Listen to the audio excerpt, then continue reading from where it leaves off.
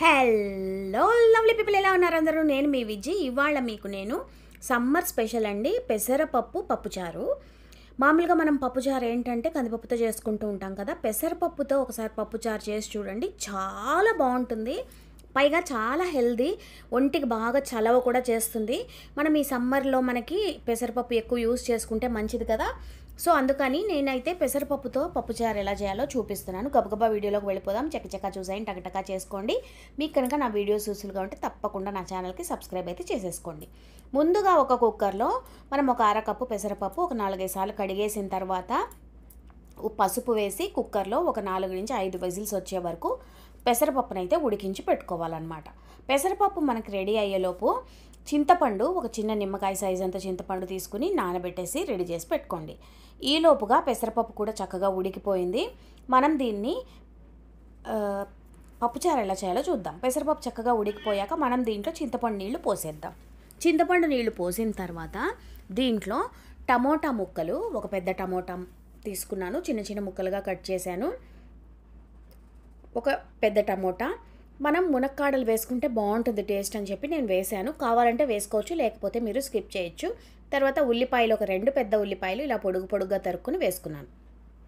తర్వాత మనం దీంట్లో రుచికి సరిపడా ఉప్పు కూడా వేసేసుకుంటున్నాను ఇప్పుడే దీంట్లో. తర్వాత మనం రుచికి సరిపడా కారం, అంటే పప్పుచారులో మనం కారం మాత్రమే యూజ్ చేస్తాం కాబట్టి రుచికి సరిపడా కారం కూడా ఇప్పుడే వేసేసుకోండి. మనం ఇవన్నీ వేసేసిన తర్వాత కుక్కర్ మూత మూసేసి దీన్ని మనం ఒక్క విజిల్ వచ్చే వరకు ఉడికించుకోవాలి. ఒక్క విజిల్ వచ్చే వరకు మాత్రమే పెట్టండి, లేదంటే మనం వేసిన ముక్కలన్నీ ఎక్కువ ఉడికిపోతే మనకి చూడ్డానికి అంతగా బాగుండదు. మనకు అక్కడక్కడ కనిపిస్తూ ఉంటే బాగుంటుంది కదా. అది ఒక విజిల్ వచ్చేటప్పుడు మనమైతే దీనికి పోపు కూడా పెట్టేసుకుందాము. కడాయి వేడి చేసుకోండి. దీంట్లో ఒక 2 స్పూన్ల నూనె వేసుకోండి.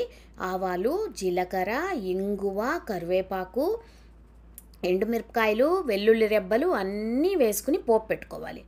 ఎప్పుడైనా సరే పోపు పెట్టుకునేటప్పుడు మనం దీంట్లో అన్నీ మంచిగా ఫ్లేవర్ఫుల్గా ఉండేవన్నీ వేస్తాం కాబట్టి పోపు గుమగుమలాడిపోతూ ఉంటుంది. మనకి పప్పుచారులో ఈ పోపు వేసినప్పుడు ఇంకా కమ్మగా ఉంటుందన్నమాట. మీరు కావాలంటే నేతితో కూడా పోపు పెట్టుకోవచ్చు. ఆల్రెడీ మన పప్పుచారు బాగా ఒక విజిల్ వచ్చింది. తర్వాత మనం స్టవ్ మీద పెట్టి ఒకసారి ఇలా ఉడికించుకుని తర్వాత మనం బాగా సన్నగా తరిగిన కొత్తిమీర అలా పైన చల్లేసి మనం వేసి పెట్టుకున్న పోపును వేసేసుకున్నామంటే గుమగుమలాడే పప్పుచారు రెడీ అయిపోతుంది. దీనికి వడియాలో లేకపోతే అప్పడాలు వేయించుకుని వేడి అన్నంలో అలా పప్పుచారు పోసుకుని వడియాలు నంచుకుని తిని చూడండి, చాలా బాగుంటుంది. తప్పకుండా ట్రై చేయండి. ఎలా వచ్చిందో నాకైతే కమెంట్స్ పెట్టండి. ఉంటా మీ విజ్జి.